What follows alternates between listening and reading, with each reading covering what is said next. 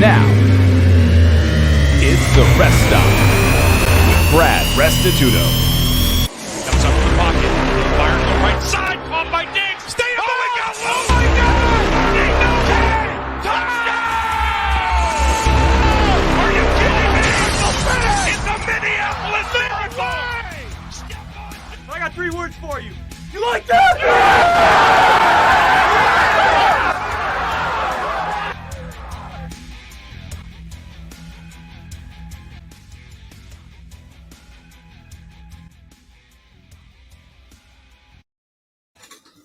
Welcome to the Rest Stop. It's April 22nd, 2021. I'm Brad Restituto. You can follow me on Twitter and Instagram at Brad the Believer. You can check out the show live on twitch.tv/Chris Landry Football every Tuesday and Thursday, 9 o'clock Pacific time. With me as always, Spencer Ostrowski. Follow him on Twitter at Spencer the Wiz. His YouTube channel, Blue Milk Boys Gaming. My YouTube channel, Brad the Believer. You can check out all the Rest Stop podcast content, and we'll have some new stuff for you here in the upcoming weeks. I have some good ideas, some good tidbits that we'll get to, some entertaining stuff to add to the YouTube channel. So make sure you like and subscribe to all those. We've got a good sports show for you tonight, mixed along with some controversial stuff as LeBron James, of course, the big story with his tweet coming down after some more police and social controversy here in the United States. And then briefly after we talked about on Tuesday, the Derek Chauvin trial and conviction, the Minneapolis cop found guilty. But we'll talk about LeBron James's tweet in a little bit, and we'll get some strong opinions from myself and Spencer. But before we do that, we'll also hit NBA tonight. Some good NBA action. Of course, always the Thursday doubleheader on TNT. We'll talk about those games. We'll talk about the previous games. We'll talk about the New York Knicks 8-game winning streak. Spencer the Wiz, they are on fire. New York Knicks fans are some of the most passionate fans in the entire sports landscape, and they are steaming with heat as the Knicks have won 8 in a row, and they finally look like they have life for the first time in many, many years under head coach Tom Thibodeau, doing a fantastic job with these guys. A lot of guys that you wouldn't expect to carry a team into the playoffs with the type of momentum that they have at this point in the season, led by all-star Julius Randle. They are playing some fantastic basketball and deserve tons and tons of credit. And just imagine, Spence, if they would have done like you said, and instead of dropping Obi Toppin out of Dayton, the player that plays the same position as Julius Randle, and maybe took your guy Tyrese Halliburton, who is certainly in the discussion for Rookie of the Year. They may be a team that certainly nobody would want to face in the first round, and possibly the second and third round. They're playing that good, Spence. So before we get into all the highlights and discussion, let's start this show off talking about the New York Knicks 8-game winning streak.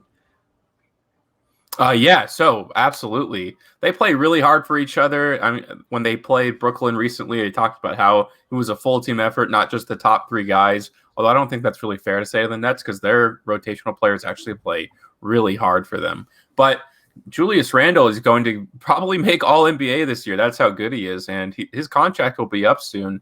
I was talking with my buddy today who's a Knicks fan, like what his contract is going to be like. He's going to get paid quite a bit of money. He's been healthy all season. He's probably going to win Most Improved Player of the Year on top of all NBA. I think he's going to go somewhere in the $30 million range. But, just for the context of this season, I mean, you have the top powerhouses of the East. You have the 76ers, arguably, the Milwaukee Bucks, and the Nets. Outside of that, I think anybody can make a deep run because the Heat are so up and down all the time. And even then, the Knicks have not played down to the Nets, who we all know are not healthy. We always say if they're healthy, they're going to walk through to the finals, and I agree, but that has not been the case so far. The Big Three's only played 7 games this season, and with James Harden's setback, he may not make his next debut with his rest of his teammates until the playoffs, like game 2, perhaps, not even before the playoffs start. We don't know where that's at. Other than that, I would say Milwaukee probably is the best chance, but the Knicks, I think, easily could find themselves in somewhere like a conference final this year. I don't believe that much in any one Eastern team. Spence, in one of the biggest games of the season for the Knicks last night, they go to overtime in a high-scoring affair. Another very hot team since the coaching change. You called it, Spence, and they win in overtime. They outscore the Atlanta Hawks last night, 15-5 in OT, and the Knicks win 137-27. You talked about Julius Randle, all-NBA prospect, which is certainly up for high consideration, has 40 points, 12 of 13 from the free throw line, 11 rebounds, 6 assists, 1 steal. Also contributing in that Knicks lineup since he's been healthy, Reggie Bullock, another nice game. He had 18 points. RJ Barrett, we talked about him. He's got 16. He's starting to come into his own. Obi Toppin, the rookie, still not doing pretty much absolutely nothing on this roster as Tom Thibodeau has got his rotation flowing. It includes Isaiah Quigley, who played 30 minutes last night, scored 20 points. Derrick Rose, who scored in double figures, I believe, the last 10 games that he's played in, had 20 points, 8 to 12 from the field. He's playing great ball. Spence getting 30 minutes a game. They've got a nice rotation going on here, Spence, with their depth and their starting lineup. I know you're not a big Elfrid Payton fan, but he's getting mixed in, mostly getting overtaken with minutes from Quigley and Rose, which is a nice little depth aspect there. Because even if you don't love Elfrid Payton, he's blowing these guys. That was a terrible pun on words, but he's giving these guys a break. Nice. He's giving these guys a break at key opportune times because we know Tom Thibodeau likes to play his guys big-time minutes. So I really like what Thibodeau is doing here in New York. And you can say what you want. You could say whatever you want about any roster in this league, top to bottom. These are all NBA guys. Every single player. I don't care if it's the garbage Oklahoma City Thunder roster. All of these guys are NBA talent, and they can beat anybody on any given night. And we know with injuries and with COVID, anything's possible. And with Thibodeau coaching the way he's coaching, the Knicks last night shot 20 to 25 from the free throw line, 80%, 19 to 35 from beyond the arc, 54%. Those type of numbers and the type of defense that Thibodeau is going to want from his team come playoff time, it's going to be fun to watch. We saw what the Heat did last year. And the New York Knicks, if you didn't see it, Stephen A. Smith had quite a rant today, just really, really fired up about his Knicks winning 8 in a row. And Spence, I said it, you're a part of a Knicks chat. These are some of the most passionate fans in the entire world. Just imagine if they were allowed in full capacity at the Garden. This is fantastic for the NBA, for the city of New York, and for Knicks basketball. And I'm excited to see how far Thibodeau, Julius Randle, and the Knicks can take this. Yeah, and I have some highlight packages from Julius Randle recently. He's doing it all. I mean, he's shooting over 40% from three, which is ridiculous. And a lot of these are not easy shots. Yesterday during that Hawks game, he had a crazy turnaround. Take a look at this. Got pretty badly bruised. Says it doesn't affect his sight, but he wants to wear the goggle to protect it. It's because he can't shoot it and see those ghastly shoes he's wearing. Julius Randle nails his first three-pointer red hot. It's still, to me, quite staggering that the Knicks are 6th in the NBA in three-point percentage. What was supposed to be a weakness of this team. Randle off the glass is good. The kid from USC was the 6th overall selection. Randle, little double clutch. 7 points for Randle. He's a legitimate all-star player, Clyde. Yeah, he knows the game. He can do every aspect. We mentioned he leads them in dishing, switching. Also, the 4 rebounds, has to improve his defense. Julius Randle with a 3. His heart is percolating now, folks. The world's most famous arena. Shot is good from Julius Randle. Tough angle. Back into the hands of Randle. They're going to double him. Randle drives, gets inside, falling away. Got it! Julius Randle puts the Knicks up by 2. Barrett dribbles. Back to Randle. Randle on the drive, gets inside. Layup is good! Julius Randle puts it in. And the Knicks. Yeah, he's getting it done. When he shoots the three like that from anywhere on the court, the corner, the left wing, he's so strong inside. He's really kind of that Zach Randolph type of player that we used to see. But with the athleticism like that on top of it, he's proving that he's pretty special, which is cool to see. I mean, he had a lot of hype coming into the NBA, got bounced around for a while. Like, he looked like his career was really on the downslope, and now he's all the way back up. He had that injury his rookie year, Spence, so he had to bounce back from that with the Lakers. And maybe you could do some deep diving, Spence. It may take you a while to scroll through my Twitter, but many years ago, very early on in Julius Randle's career, I was very high on him, saying that he was going to be the bigger star of him and Brandon Ingram. And most people would not have thought that would be the case here in the last couple of years. I am not surprised. I predicted he would be a double-double machine. You know how I like to pat myself on the back. I called it with the Steelers' demise. I've talked about it with the Phoenix Suns in the NBA. Their trajectory very high upwards, could be competing for a number 1 seed in the NBA. I talked about Julius Randle. I will be right in my Mac Jones prediction. I am just at times a machine of talent evaluation. And Spencer the Wiz right here with Julius Randle. This guy, it's hard for some people to wrap their mind around. This guy is going to lead this franchise, the New York Knicks franchise. This guy can be the face of for the next 5 years or so. And can we say Thibodeau building a team around Julius Randle? Well, it looks very successful up to this point because you have nobody else really that stands out to you besides R.J. Barrett. Obi Toppin is getting no minutes, Spence. You're getting minutes from Isaiah Quigley, Derrick Rose. I can't think off the top of my head. It may take me some time to think who else I'd want to pair with via draft or free agency with Julius Randle and R.J. Barrett to maybe put this team over the top. We're talking Mitchell Robinson's not even healthy right now. He's somebody that can give you some defense down low. But like you said, the way Randle's shooting the three ball, it's quite impressive. And what I really liked about him when he's healthy, Spence, from the beginning, he's got nice energy. His size is perfect basketball size to be as versatile as he is. He's extremely versatile. Look, 12 of 13 from the line last night. That's awesome. Guys that, we're talking about elite guard numbers from the free throw line and 3-point range. And this guy is able to do it at both ends of the floor. He's got the perfect size, body, and athleticism to do whatever he wants on the floor. Very similar to Zion Williamson. Of course, Julius is more skilled with his shots, outside shots at this point. But, man, I really like the combination of Julius Randle, Tom Thibodeau, some of the veteran leadership with Derrick Rose, R.J. Barrett. We've talked about him playing better. And I can't say it enough. The New York fan base is some of the most passionate fan base in the entire world. To have the Knicks back in the playoffs with the possibility of fans in the Garden is great for the NBA, and it's great for the New York Knicks. So, Spence, let's hit the rest of the scores of last night's action and see if anything stands out to either of us here. A game that we talked about really not of any importance come playoff time. The Cavs beat the Bulls 121-105. Colin Sexton had 30 for Cleveland last night. The Thunder are in tank mode.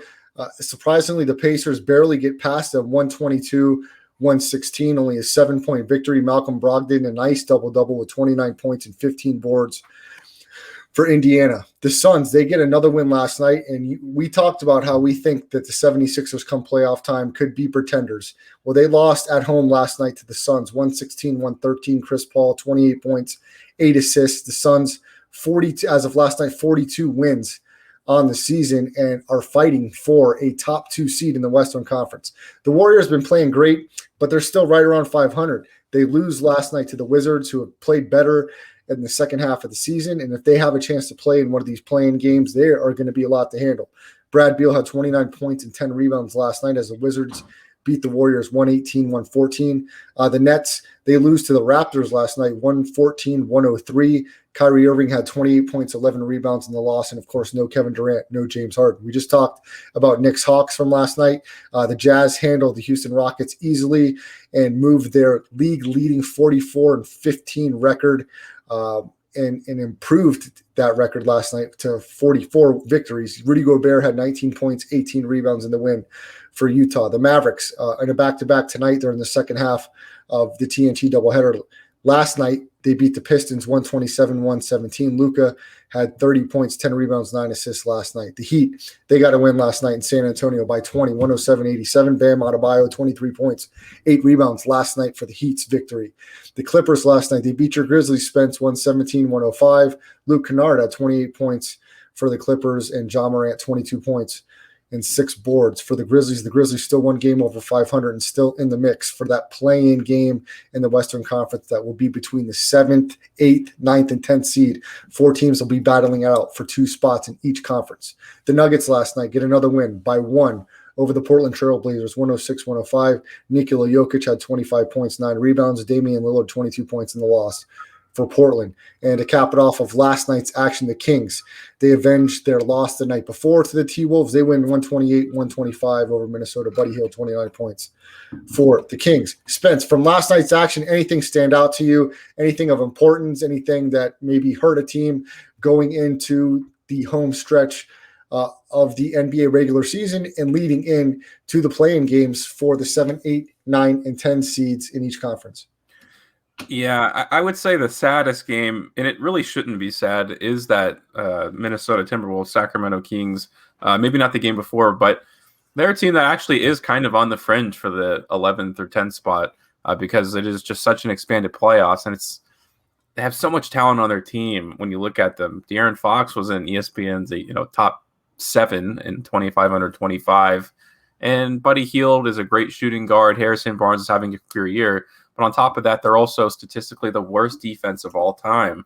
I don't know. I don't have any expectations for them. I'm not a fan of the team, obviously, but I still, for some reason, feel disappointed when I watch and listen to them. That's kind of one of the bigger games that had jumped out on the page for me. The Portland Trailblazers blew a really late lead. They didn't have Damian Lillard, obviously. It shows how important he is. Kind of helps his MVP case because, they're good on a play-to-play basis, but at the end of the day, he's the guy who's going to get it done for them. And an important win for the Nuggets. Basically, Jokic has locked up MVP at this point. As long as he doesn't get hurt, knock on wood, of course. They're still winning in Jamal Murray's absence. Guys are stepping up, but he's definitely put his production in overdrive because he doesn't have to give up that ball so much. He's basically unstoppable. That's just about it. Utah Jazz and Houston's nothing to talk about there. Brooklyn struggles so much without James Harden and Kevin Durant. As expected, any competent team that plays discipline is going to beat them on any night. It's kind of easy to bet against them, in my opinion. But basketball it's revving up here. Everyone's really fighting hard, and so I think Mark Cuban's words already, he should be regret saying them because these teams may not be gearing up so heavy for the playoffs, especially the difference between 7 and 8 seeded. It all feels so important, and so many teams are trying to get into those playing games, and I like it a lot. Spence, let's quickly go over tonight's action. The TNT doubleheader had the Milwaukee Bucks at home against the Sixers. We talked about the Sixers. A little bit of struggles here lately. They lose tonight to the Bucks 124-117. It probably wasn't as close as the final score as the Bucks dominated from the first to the third quarter, and then the Sixers made a late run and outscored Milwaukee 30-16 in the fourth quarter, but the Bucks win by 7 points here. The Pelicans get a win tonight, 135-100 over Orlando, a really big victory for them. I don't think they're going to be able to find their way in one of these play-in games, but there's still a little bit of time left, so we'll see what the Pelicans do down the stretch. The Spurs beat the Pistons tonight, 106-91. The Bulls beat the Hornets, 108-91. Nikola Jokic, 18 points, 16 rebounds for the Chicago Bulls. And the Boston Celtics, they beat the Phoenix Suns 99-86. I don't know what happened to the Suns tonight. I don't know if they were a little gassed or what have you, but scoring 86 points and losing to the Celtics by 13 is a bit of a surprise when they're fighting for that top overall seed. 42-17 now on the year for the Suns. With a performance like that, Spence, I'm going to be eyeing their next game and looking for a bounce back spot for the Suns. Kind of an embarrassing spot, and I'm sure they want to get that sour taste out of their mouth after having such a great year up to this point. The second part of the TNT doubleheader, it should be final here coming soon. The Mavericks are leading the Lakers 114-110, it looks like, with 18 seconds left. The Mavericks have pretty much sustained victory. The Lakers made a late run in the third quarter, but it looks like it's not going to be enough. Kristaps Porzingis left the game late in the third quarter, I believe, early fourth quarter with an ankle sprain. He's always hurt, so I don't know what's going on with that guy. I mean, he's got to get it together. This guy was looked at to be a franchise number 1 or number 2 guy. He's down again with a rolled ankle. I mean, the Mavericks need him, and they need him healthy to make a run in the playoffs, and hopefully this isn't serious for the Mavericks and for Kristaps Porzingis. Spence, do we have any highlights from tonight's action? Yeah, lots of highlights. We'll start with the Spurs, who are really fighting for that 9th spot, and they'll probably get it. The Grizzlies are sliding pretty hard right now. That's expected of a young team. That's going to happen. But I love the Spurs core. I mean, moving forward, they have a lot of great guys on their team. Keldon Johnson, I'm a big fan of. Devin Vassell is one of my favorite players coming into the draft. And you have the point guard, his name has escaped my mind right now, Lonnie Walker. They're all in it together, and they're all making things happen. Take a look at Keldon Johnson here. Nasty dunk. George, this is a combination tomahawk windmill. Yeah, you're right. A tomahawk mill. There you go. There you go.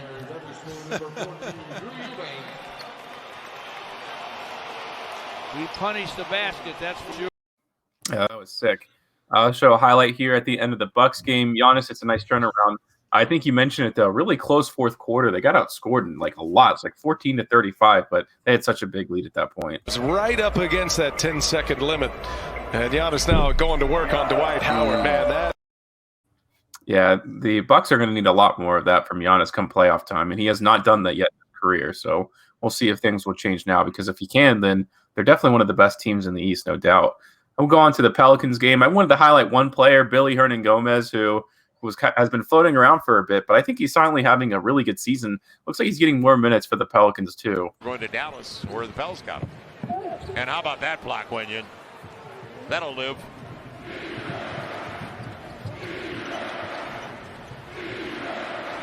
Billy in the post up with a double-double already. How about a jump hook? No, a step through. Up and under. How about not? Up and under. Great ball skills there. A rarity in today's game. Spence, correct me if I'm wrong. With the trade of Mele, he's getting a lot of minutes in place of where Mele was getting minutes for the Pelicans. Yeah, absolutely. And since then, from what I've seen, he's been great. I know he's a little bit of a liability defensively, but I think there's definitely a place for him on this team. To make Spence, place look, for them. I've seen him play a few times. There's more than a place for him.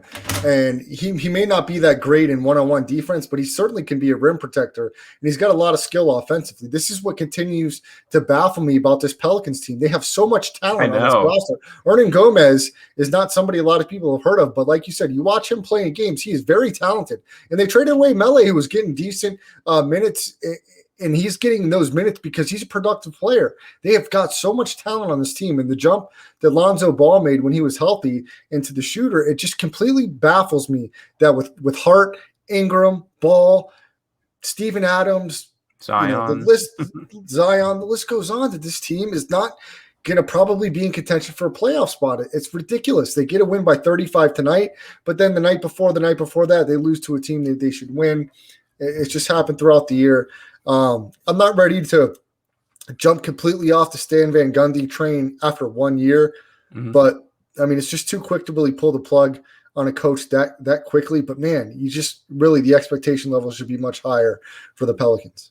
Yeah, and I think they should have gone after someone like Dave Yeager, who clearly has proven he way overperformed in Sacramento. They had one of their best seasons in many years. I have no idea where they let that guy go. I think he was a really good coach. I think he was a good coach for Memphis, too. I was kind of sad when he left. I think you're very right, Spence. Dave Yeager is fantastic. I'm surprised he's not a head coach somewhere at the moment. Me too, and I think he will be probably soon, and I think that's where he should have gone. I don't know if they interviewed him or not, but yeah, it's hard to bet the Pelicans. They just seem to have these kinds of wins, and they just have absolute stinkers. I bet on them to beat Brooklyn the other night, and of course they lose to just Kyrie. I mean, really unacceptable the way they play defense. Only other highlight I have tonight is the Bulls, who seem to be playing pretty well without Zach LaVine. He's out with COVID right now, and it's headed by Vucevic, and I think he enjoys kind of having that leeway. He likes taking the most shots, and I don't think that's necessarily a bad thing. Even when Zach LaVine does come back, like, they should let Vucevic cook first, because he changes the way you have to play defense. White to Vucevic. Strong drive. Good dish. Off to Tice. And a foul. Tice, baby. This nice drive. Nice little shovel pass. And Tice just powers it up. Tice is nice. Powered it up. Get on the back. No one gets to ride for free, Mr. Yeah, and they got him for free, Daniel Tice, in that trade, just because of the Celtics cap space situation. It's pretty nice. They're fighting for that playoff spot, that play-in game, which is kind of sad. They should probably be a lot higher than that, but it's where they're at right now, and they're trying to make the best of it. Spence, I'm taking a look at the Eastern Conference standings right now, and the Wizards currently sit in the 10 spot at 25-33. The Bulls are only half a game in the loss column behind them at 25-34. Now the Pacers at 27-31, and the Hornets at the 8th spot at 28-30. These teams could be falling out of these 9 and 10 spots, or 8 and 9 spots, because they're not playing good basketball. The Bulls have an opportunity, if they can get LaVine back, to move up. The Wizards, I think, will be playing better than the Hornets and Pacers. So I easily see the Hornets and Pacers being the team that play themselves out of the 7, 8, 9, 10 spot. What are your thoughts, Spence? No, there's going to be a lot of movement there, and I actually really like the Wizards right now. They're playing really well, and Westbrook's on an absolute tear. We kind of knew that, but it feels a little more impactful now, and I guess it's simply because they're winning the games. They're still really bad on defense, and that's not going to help them at all. But I think LaMelo Ball is coming back soon. We'll see how much of an impact that has. They said he was out for the season period, and that's what I hadn't thought. Now he's cleared to play basketball. If he can come back soon enough, I think he can do enough for them. He was scoring like 20 points a game, and it's not too hard to compete. The Pacers just kind of seem like they're falling apart. I don't know why they hired the new coach that they did. They didn't even give a good thought on their future, but they've been unhealthy and they just lost Miles Turner. So they're basically all the way out. I think the Pacers might just tank all the way down to the bottom because Miles Turner does so much for them. But it's one of the more fun races to watch, especially because of expanded playoffs. I know a lot of people don't like it, but the East in particular is even more interesting than the West. I agree with that. And look, I think the Hornets need LaMelo Ball back because they're not playing very good right now. And they were playing quite well when he was healthy. They're in the 8th spot right now. But look, the Bulls are gaining on them. The Wizards are gaining on them. They're going to have to win games. How many games we got left here? Let's just take a guess here. The Wizards like 15, I think. Yeah, 33 and 25. That's 58, 68. About 15 games left, Spence, in the regular season. It's fun to watch. If you're a basketball fan, you like this expanded playoff. And like you just said, Spence, this is going to be fun to watch down the stretch because you've got teams that made some moves down and the deadline. You've got possibly LaMelo Ball coming back healthy. It's going to be fun basketball to watch, and hopefully we'll have some fans in the stands. Let's keep it in the NBA, Spence, and talk about Dwayne Wade, who maybe you have some more information on this than I do, Spence, but I know that Dwayne Wade is now putting his name in the hat or has officially become involved as part owner of the Utah Jazz. Do you have any idea how this came about with D. Wade and why the Jazz? Yeah, so basically what I've heard about the story is that he was also in talks to be part owner of the Miami Heat, and there was actually a little bit of salty words said by somebody in the ownership group for the Heat. So I don't know why there was like bad words there. Probably just a numbers game, I would imagine. But he was looking to be on the prowess, and he seems really excited about the opportunity. He says he's going to bring a lot more than his basketball history. I don't really know what that means, but he clearly wants to be a part of the day in and day out stuff. There's a lot of political stuff around it too, about like why they did it, and this kind of like makes them look good because the Utah Jazz have had some sort of weird reputation for saying something, but everybody's upset about something all the time. I think this was just more of him looking to get into bigger business. Even, his expertise is basketball, but clearly this is a whole different thing than coaching or like being in a GM spot. This is like serious money we're talking about, owning a part of an NBA team. I don't know like how much I trust Dwayne Wade to make big business decisions for the Utah Jazz. I doubt he will. He could probably just be more of a figurehead, and I think he may end up getting his feelings hurt because of that. But we'll see. I think it's really nice to see someone like him have representation in an NBA team. That's the voice of Spencer Ostrowski. You can follow him on Twitter at Spencer the Wiz. This is the Rest Stop. We come to you every Tuesday and Thursday, 9 to 10 o'clock Pacific time. Please watch us live on twitch.tv/Chris Landry Football. Give us some subscribes and likes there. If you missed any part of the show live, make sure you check out the audio podcast version on any of the podcasting platforms at Landry Football Conference Call. The Rest Stop will be underneath there. And LandryFootball.com. You can search all the content there. Click on the Twitch page and the Landry Football content. The Rest Stop podcast is underneath there as well. And give a like and subscribe to the YouTube channel. Brad the Believer. It's got all the podcasting replays, audio and visual version of the podcast posted twice a week at Brad the Believer on YouTube. Spence, some of the big news today and some of the talking points around sports media and around the media, LeBron James. And LeBron James had a tweet that he took down and deleted. Do we have that tweet, Spence? And if you can tell the listening and viewing audience what the tweet was here, and for the people just listening on the podcast, the picture that you're showing as well. Yeah, so this was, deleted, obviously, but made a lot of rounds. This is a cop that was involved in another shooting recently. I'm not sure of his name, but, a lot of people took it as him trying to, incite violence amongst people, and it's a weird statement, right? Because we've never really seen a top sports figure in any sport kind of take these really bold kind of stances on things. It's kind of been more mysterious, a little more general, kind of like, Michael Jordan was about don't do drugs, all that kind of stuff. But LeBron is very much heavily involved in these kinds of things on a daily basis. And I criticize him a lot. And it's probably pretty bad, what he said. I don't think when I saw it, I was freaking out like everybody else, but that's just the nature of the way we have media now, where everything has to be 100 times more, when I think people really kind of understand what he was trying to say here. Even it's just, why would he do that? I don't know. It's just a dumb move, honestly. Spence, wasn't there another tweet by LeBron that said something about he's sick and tired of all of this happening or whatever. I'm going to try to pull up the tweet. Do you know which one I'm referring to, or not off the top of your head? Yeah, it was posted on his Twitter recently.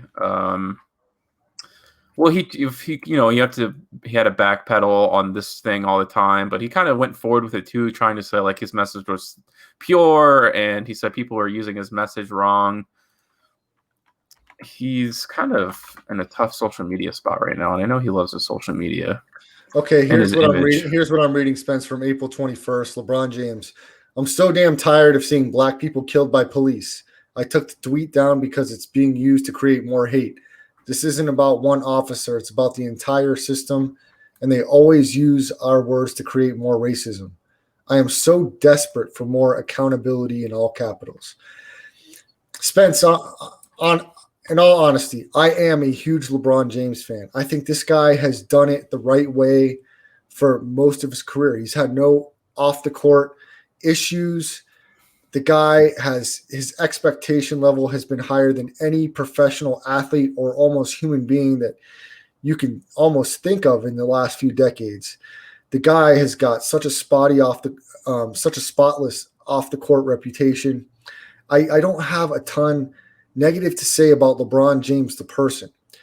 Here's my only thing, Spence. When you are and you've become what LeBron James is. Now let me pull up the Twitter here. LeBron James has 49.5 million followers on Twitter, probably just that many or more on Instagram. He is an absolute global icon, to say the least. This guy, Spence, LeBron James, is as influential and now in the category of an Oprah Winfrey, of a Jay-Z, of a Bill Gates, of an Elon Musk. We're talking about the elite of the elite. This guy is Michael Jordan. If he's not a billionaire now, he's going to be 1 times 10 in the next 5 years. So when you're on that level, Spence, I am a firm believer to whom much is given, much is required. And if you want to say something and you have something, I think the expectation level the bar should be raised much higher. Has LeBron James done a lot for the voting community in the United States this past election? Certainly. Has he done a lot for Northeast Ohio with some of his housing and schooling that he's provided? Yes, he has.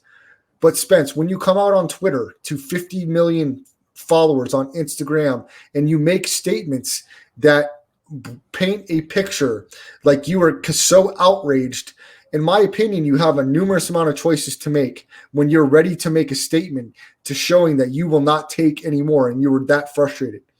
Either you commit yourself, I'm not going to say fully, but you commit yourself almost entirely to being the change that you want to see. And I don't know if that means starting your own process of training people in authority positions, of schooling. And if you have to start these things in every city that there is an NBA franchise across the league, you have the money to do it.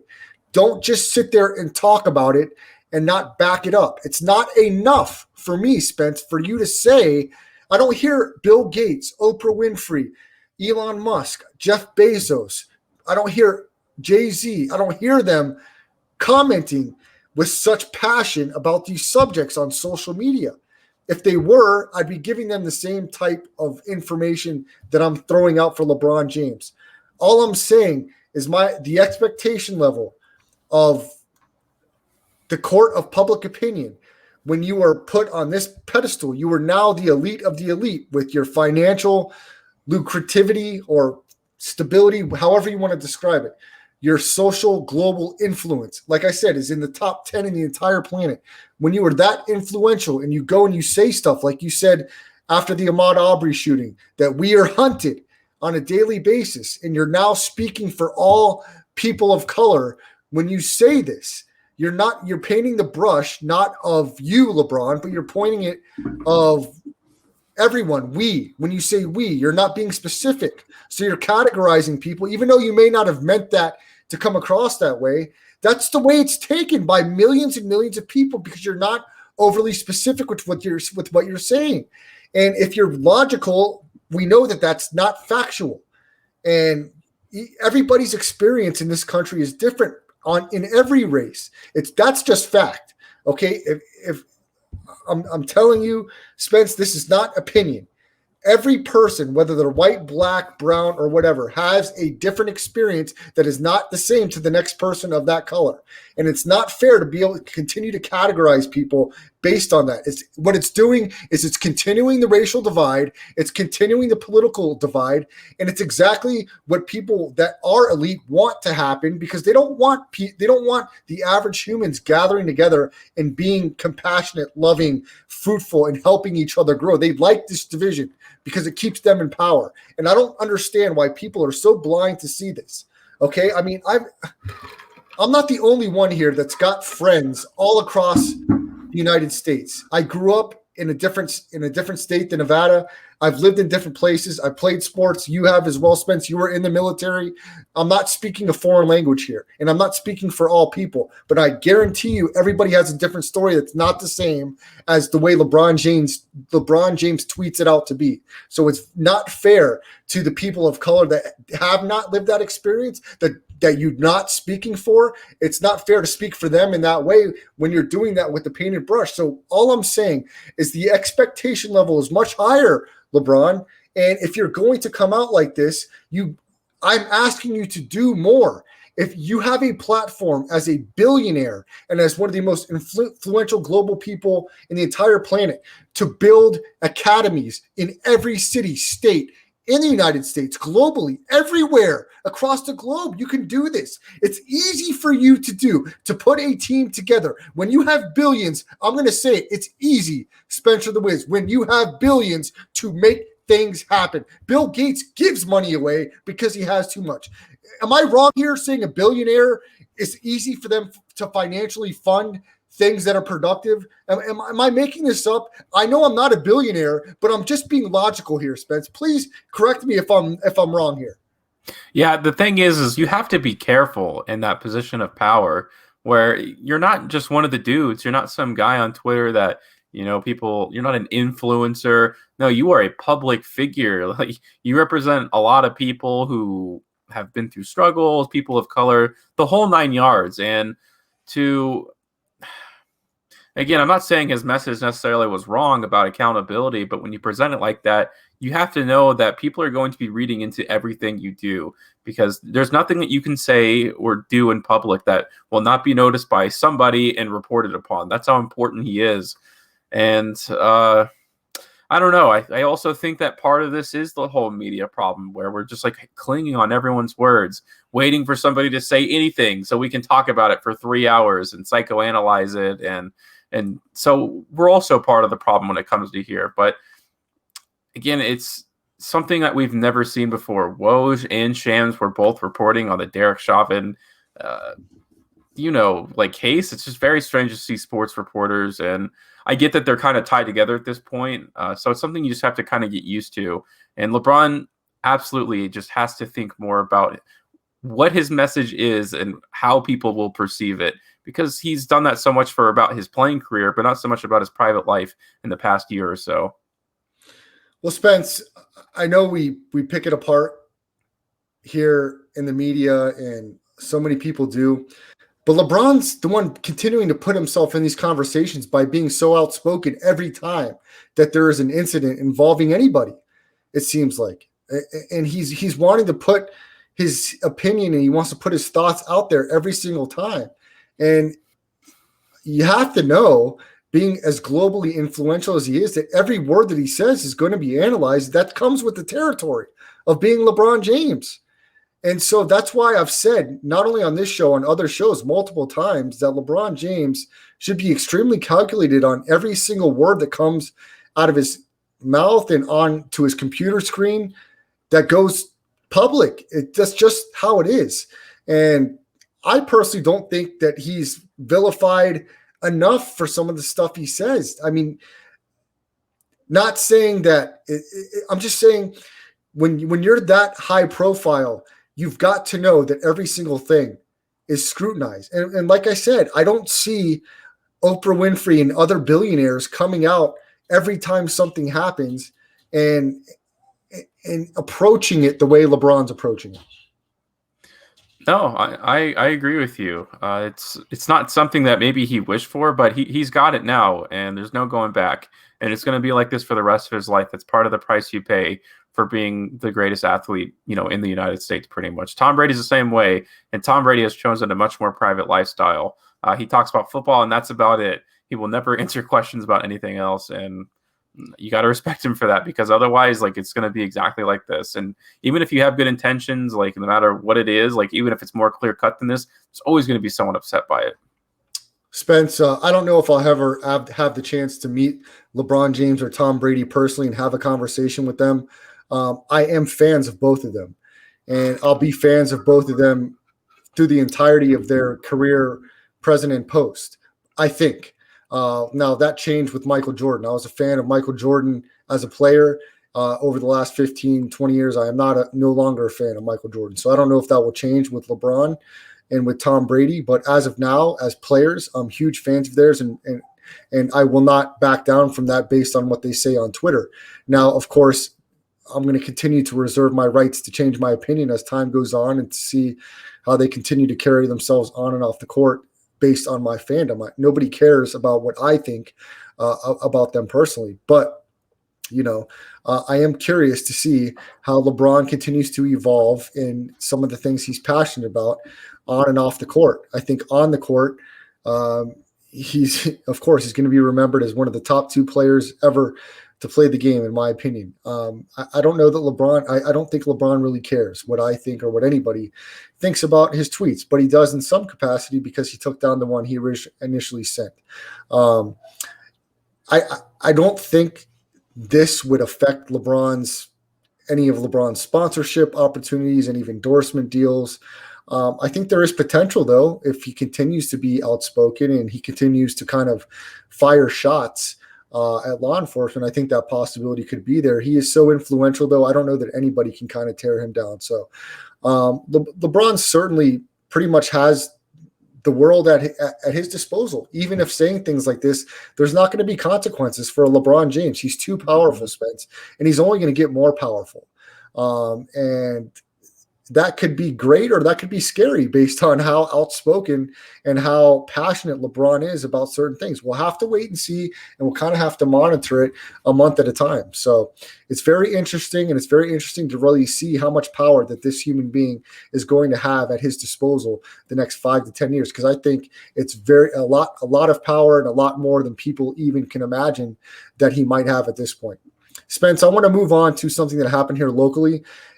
In Las Vegas with the professional hockey team, the Golden Knights, goaltender Robin Lehner had a press conference yesterday and talked about not only his team, but the athletes in the NHL kind of being mistreated for the conditions that they're in. He had a press conference and he had some words, Spence. Do we have some of those words ready?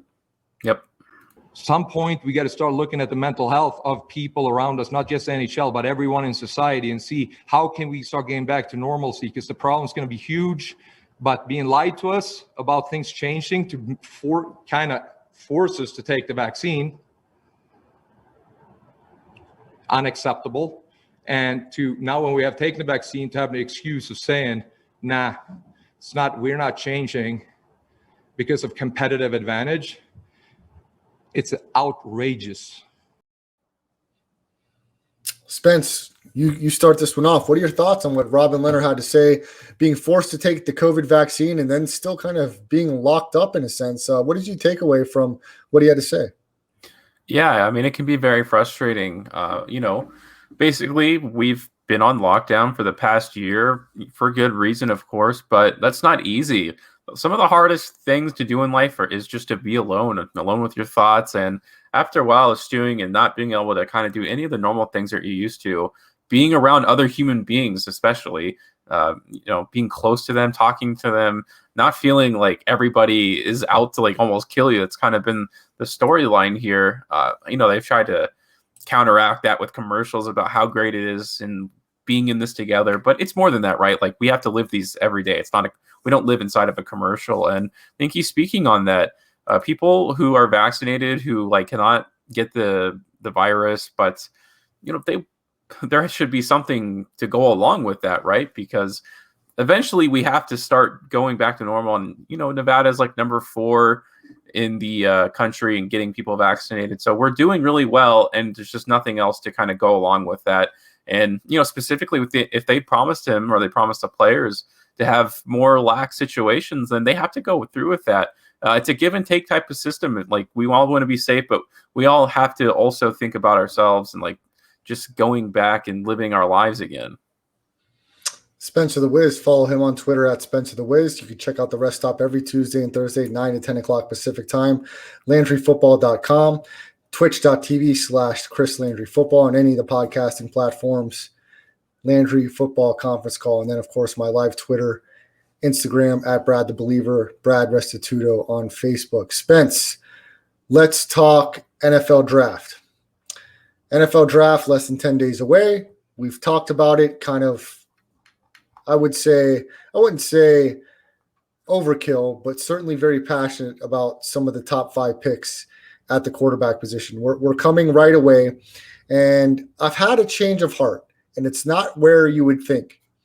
It's not with the number 3 overall selection that the San Francisco 49ers hold. I am now convinced that the Jets at number 2, that their selection possibly of Zach Wilson is a smokescreen. Mm-hmm. I'm convincing myself, Spence, that Justin Fields, who was thought of to be the number 2 overall quarterback prospect from pretty much beginning to end up until recently, I think Justin Fields is the pick at number 2. I think he's the safer pick. I think he's got the higher ceiling. And I think Zach Wilson, being a 1-year permanent starter and his stats not blowing away before, I think that's too risky for the Jets. And I think the Jets surprise everyone and take Justin Fields number 2.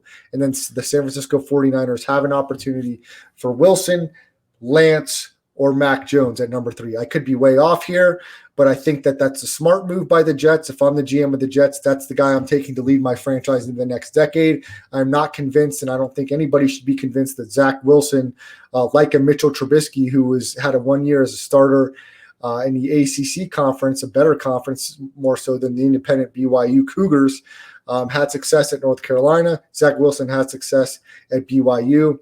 I think the Jets fool us all and take Justin Fields. I'm probably way off because the 49ers made this trade to move up to number 3 after Zach Wilson's pro day, which it seemed pretty well within the brasks of the Jets that they fell in love with Zach Wilson, and that's the guy they're taking it to. But I'm going to go out on a limb and say Justin Fields is the guy that the Jets have had a change of heart and are thinking more along the ways of putting a franchise back in the winning ways, not the loserville that the Jets have been in the past 2 decades, I would say. No, I don't think that's egregious at all. It wouldn't surprise me. Everyone's just kind of said the narrative of Zach Wilson, but I haven't heard too much media about it other than that I guess the Jets haven't denied it to say. I think if he was available, that's who the 49ers would take it through. I think they would love to have Zach Wilson just because he's able to make those impromptu throws, which could really just change the whole way the 49ers offense works. I mean, that was kind of like what we all thought. The Jets would be taking Justin Fields at 2. That was the dominating narrative throughout the entire season. Yep. Although I'll tell you what is egregious about the top 10. To me, I heard on the NFL Network the other day that the Broncos, who was it?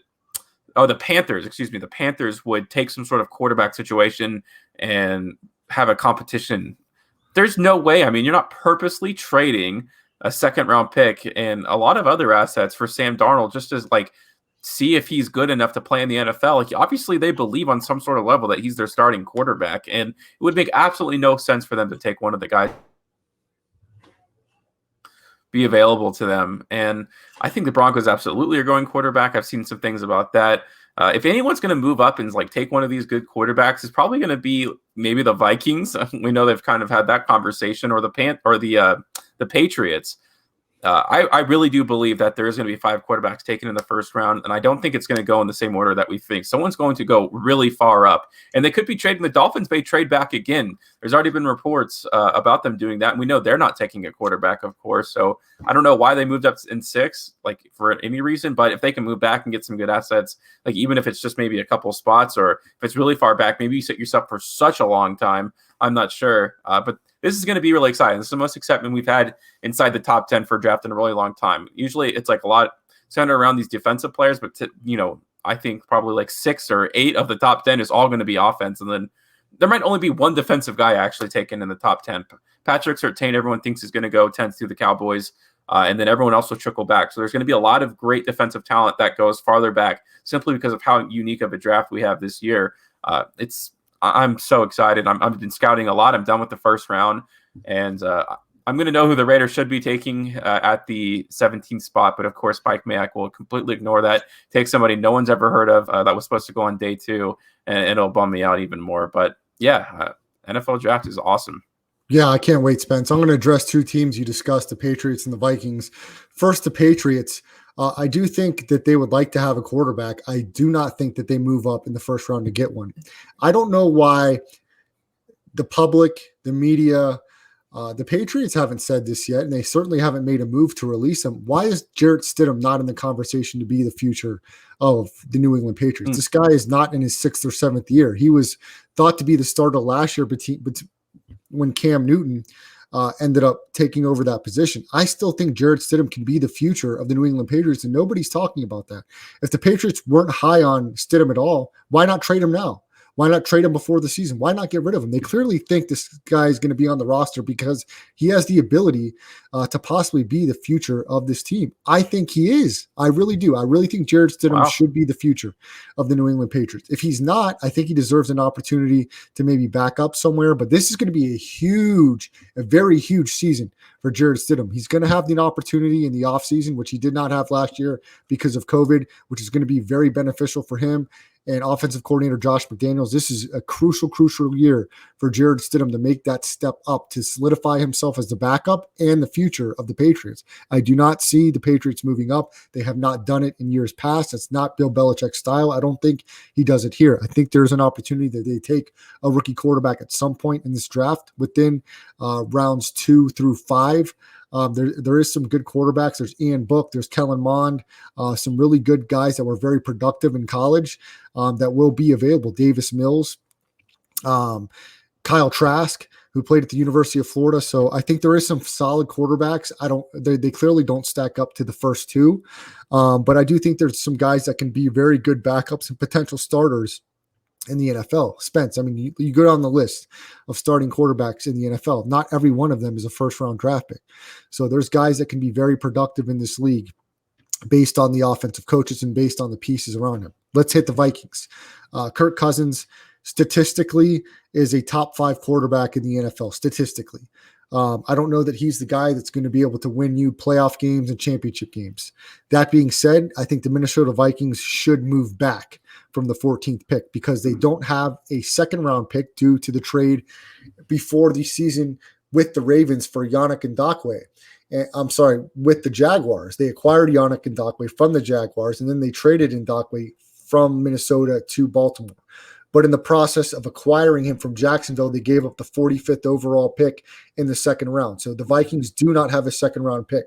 I think it'd be smart for the Vikings to maybe move back a couple spots because I think at 14, Spence, there's going to be some guys that drop, some really talented players that were expected to maybe go higher. And due to the quarterback influx in the draft, I think they're going to be available at 14. And I think it behooves the Vikings to be smart and trade back a little bit, acquire maybe a second-round pick, 2 future second-round picks to move back 2 or 3 spots. Rick Spielman's been very good, very, very good in the draft of acquiring picks and trading around. He's been one of the best. I think he does it again here. I think the Vikings are still able to land either a defensive lineman or a solid offensive lineman in the first round. How fantastic would it be if you get one of those top receivers like Jalen Waddle or Devonta Smith, who's now been criticized due to his weight here in the last 48 hours or so, weighing in at 166 pounds. Imagine having Devonta Smith, Heisman Trophy winner, Adam Thielen, and Justin Jefferson with Dalvin Cook and Kirk Cousins. You're talking about a really, really dangerous offense at that point. The Vikings have added Dalvin Tomlinson, and Michael Pierce will be back to help solidify that defensive line, who was awful last year. Danielle Hunter should be back healthy. Eric Hendricks, Anthony Barr. So you have some talent. You still have some young guys in that secondary for the Vikings. I think they should trade back. I don't think the Patriots will move up. You talked about the Dolphins, Spence. The Dolphins are one of the more fantastic stories Brian Flores has done an awesome job. They've acquired so much draft capital. They could probably move back and forth some more and acquire more. I think they're going to build this team through the draft, and I think I know the win totals are out, Spence, in Vegas, and maybe we'll get to that next week. But I would love to bet futures on the Dolphins. If they had a prop out there, will the Dolphins make an AFC title game in the next 5 years? I would bet yes, an AFC title game. I think it's really tough to get to the Super Bowl. But I told you last year that I thought the Bills would get to the title game. I made a bet. I won that bet. They got to the title game. It was going to be tough to get to the Super Bowl. They weren't able to do that. They didn't play their best game. But I think the Dolphins, I think the Bills, and I think the Chargers have an opportunity to make a move. I think there's some teams that can get to that championship game. And I think, Spence, the Patriots are going to be a better team than they were last year. I think they have an opportunity to compete for one of those extra playoff spots. So I think the NFL season this year, I think the parity continues to close.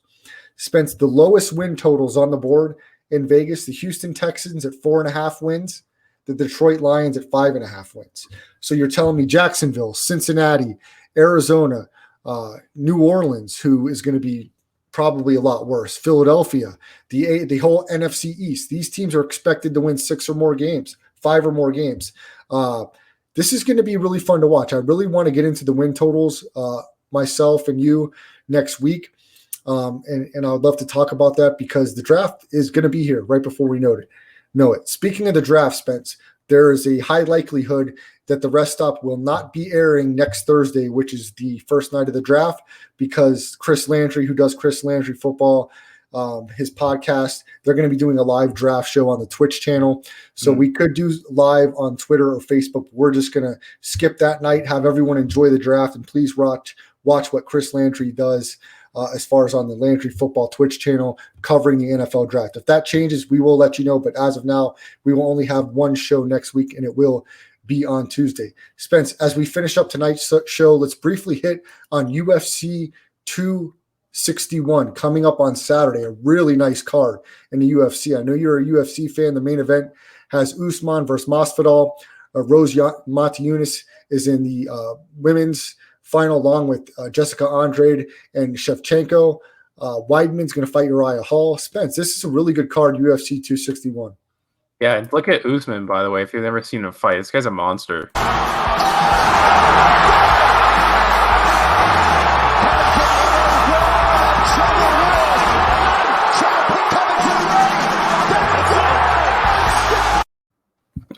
Yeah, so it's good. It's a rematch between them. I think this is their second fight. But the women fight, I'm really interested. She's the best UFC fighter, bar none. And you'll see it. She's just on the ground with her hands. It doesn't matter. She's on top of and if she has a chance to do it, man, if anyone has a chance to do it, I guess it'll be this girl. But she seems unstoppable for the time being.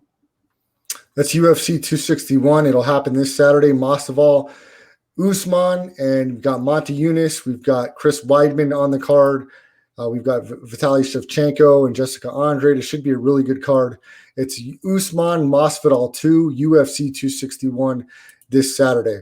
I want to thank Spencer the Wiz. You can follow him on Twitter at Spencer the Wiz. Brad Restituto, your host, at Brad the Believer. I want to thank everyone for tuning in. Check out the podcast version of the show, any of your podcasting platforms, Landry Football Conference Call. I hope everybody has a great weekend. Enjoy your sports. NFL draft coming up in less than 2 weeks. Have a great night, everybody.